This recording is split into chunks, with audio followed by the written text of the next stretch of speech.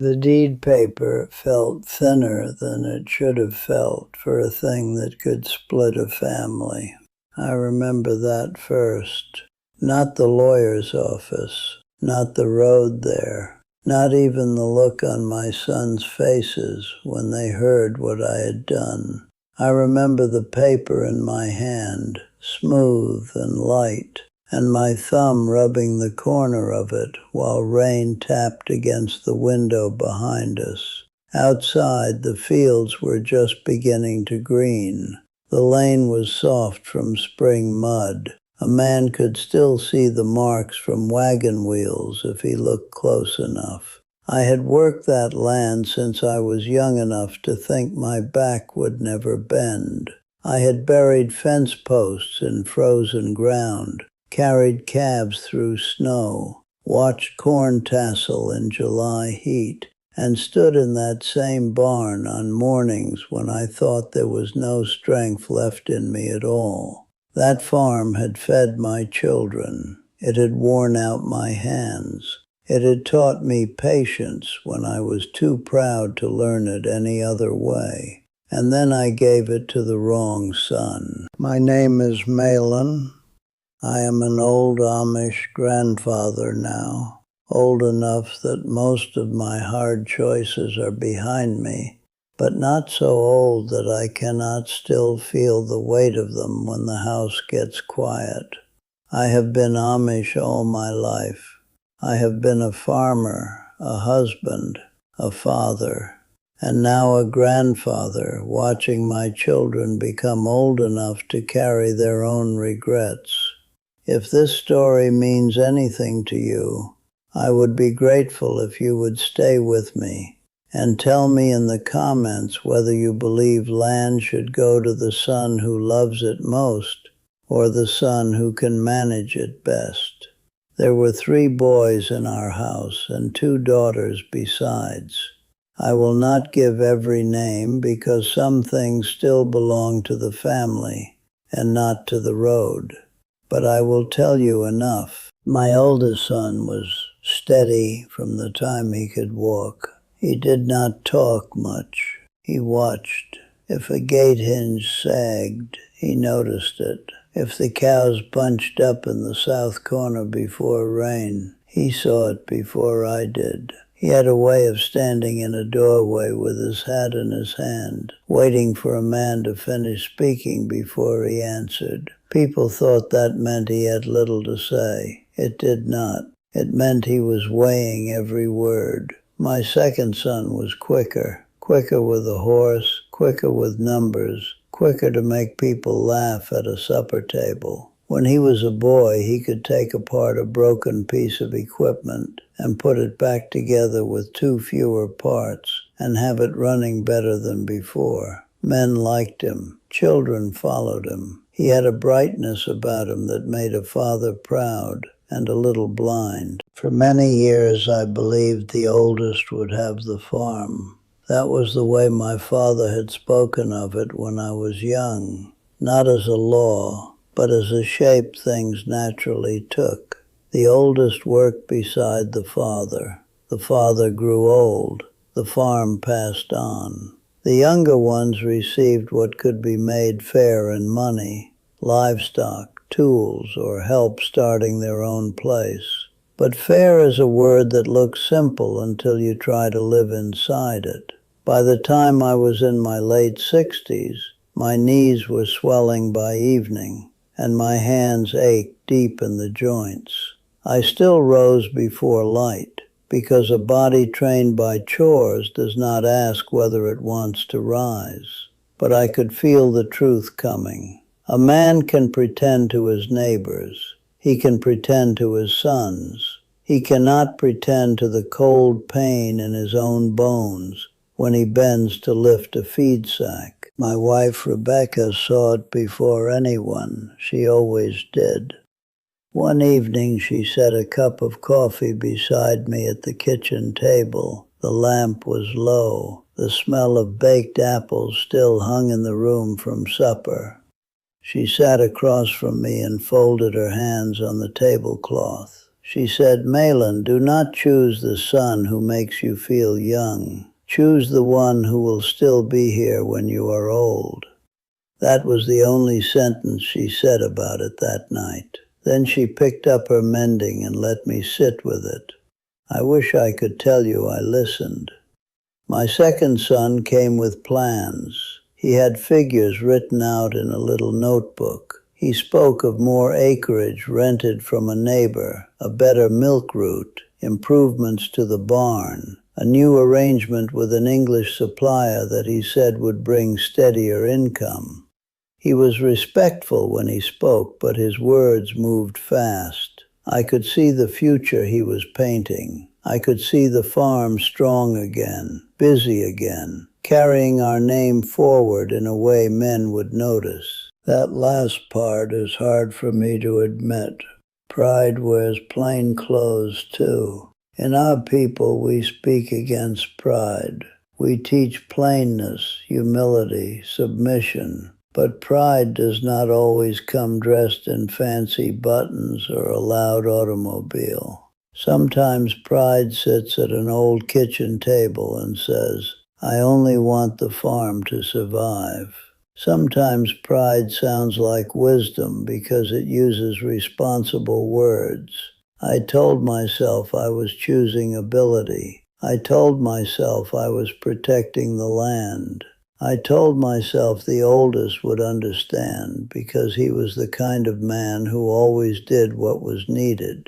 That is another wrong thing fathers sometimes do. We ask the quiet child to bear what would break the louder one, because the quiet child has always borne things before. When the papers were made, I gave the main farm to my second son. The oldest was given a parcel on the edge, some livestock, and a sum to be paid over time. It looked fair on paper. That is the dangerous thing about paper. It can make a wound look measured. We gathered them in the front room after Sunday dinner. The women had cleared the plates. There was still steam on the window glass from so many people breathing in one room. Grandchildren were outside near the pump, their voices carrying in and out with the door. My sons sat with their hats resting on their knees.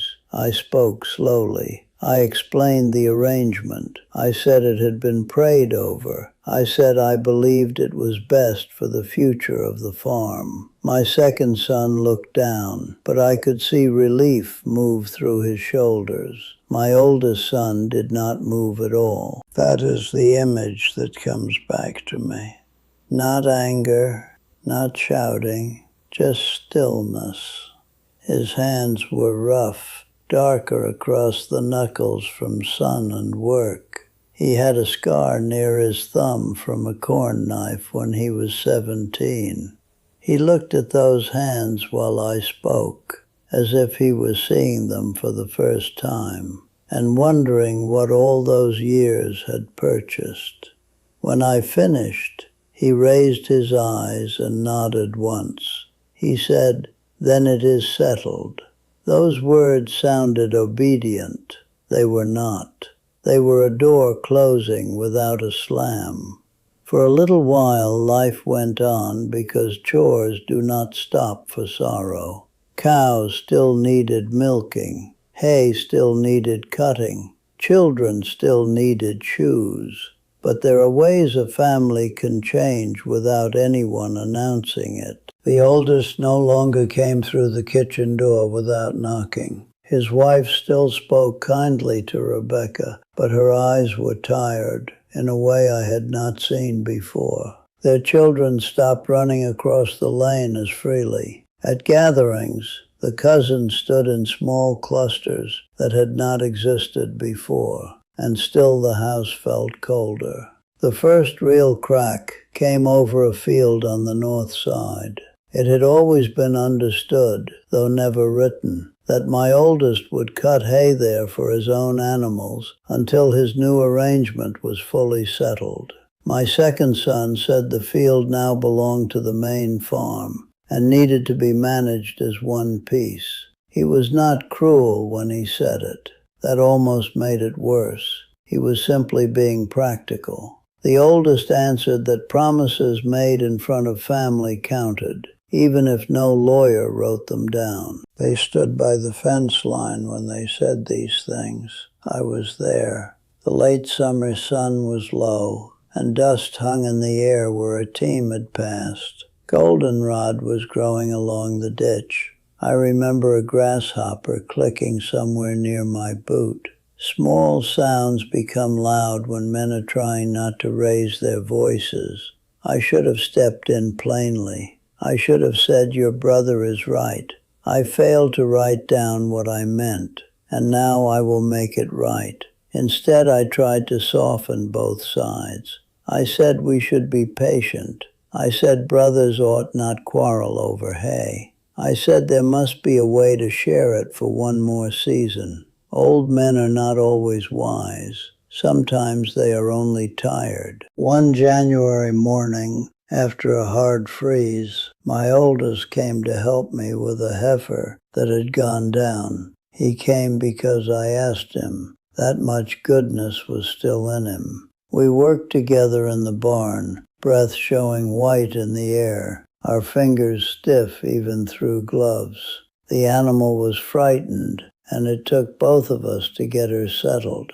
For a moment, we were like we had been years before, father and son, no papers between us, only work. When it was done, he stood near the stall door and looked across the barn. He said, "I did not lose the farm that day. I lost the thought that you saw me." I had no answer. There are sentences a son says only once.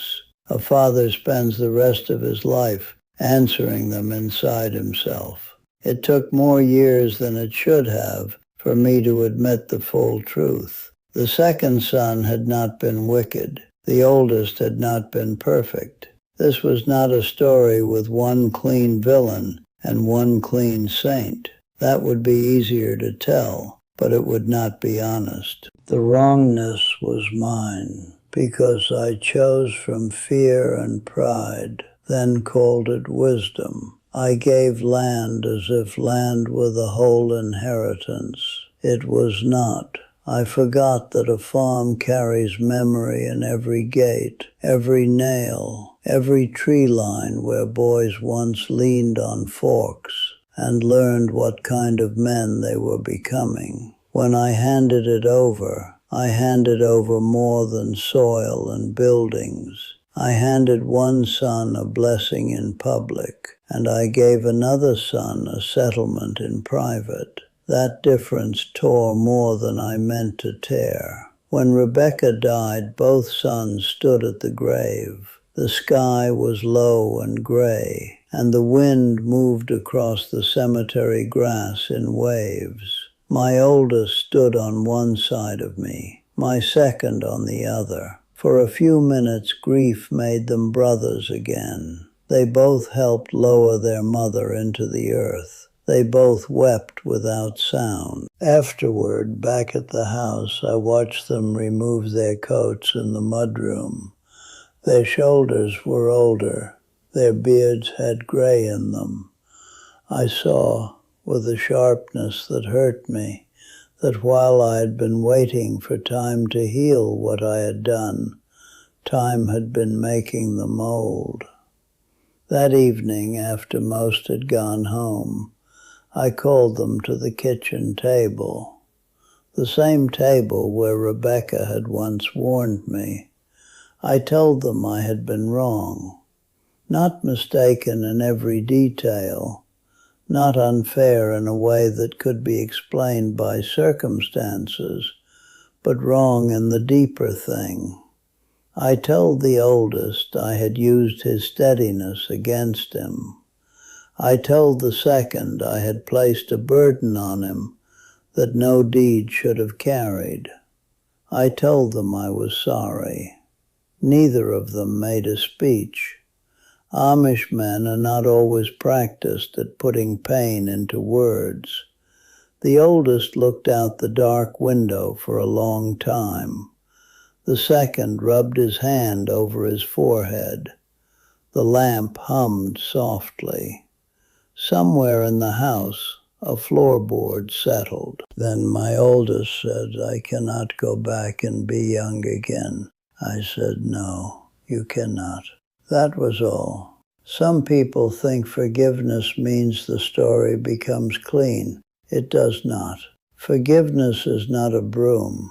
It does not sweep away the years. Sometimes forgiveness is only two men sitting at the same table without leaving. Sometimes that is all the mercy a family can manage at first. Families are like that too. What grows over many years can still lift the ground beneath you. A father may think he is making one decision about land, money, or fairness, but children hear other words beneath it. They hear who was trusted. They hear who was seen. They hear who mattered enough to be asked, not only told. If I could sit with my younger self, I would not tell him simply to give the farm to the oldest. That may surprise you. I would tell him to slow down, to gather every child before the decision was fixed, to speak plainly about fear, debt, ability, sacrifice, and memory, to write down not only the legal part but the human part, to ask what each son believed he was losing, to listen when his wife spoke one clear sentence across a kitchen table. Most of all, I would tell him that fathers must be careful when they call something fair. Fairness without tenderness can still wound. Wisdom without humility can still be pride. If you have children, do not wait until they are standing across from each other with their jaws set and their hearts bruised. Speak while there is still softness in the room. Ask before you decide. Bless each child in a way they can recognize as a blessing, not only in a way that looks balanced to others. Land can be divided, money can be counted, tools can be marked with names, but a child who believes his father did not see him may carry that hurt longer than any boundary line lasts. If this story stayed with you, I would be grateful if you subscribed and came back for more of these old memories. And I would like to know, truly, what you think. When a farm passes from one generation to the next, what matters most? Tradition, ability, fairness, or the heart of the child who gave his life to it? I have lived long enough to know the answer is not simple, but I have also lived long enough to know that silence is where many families begin to break.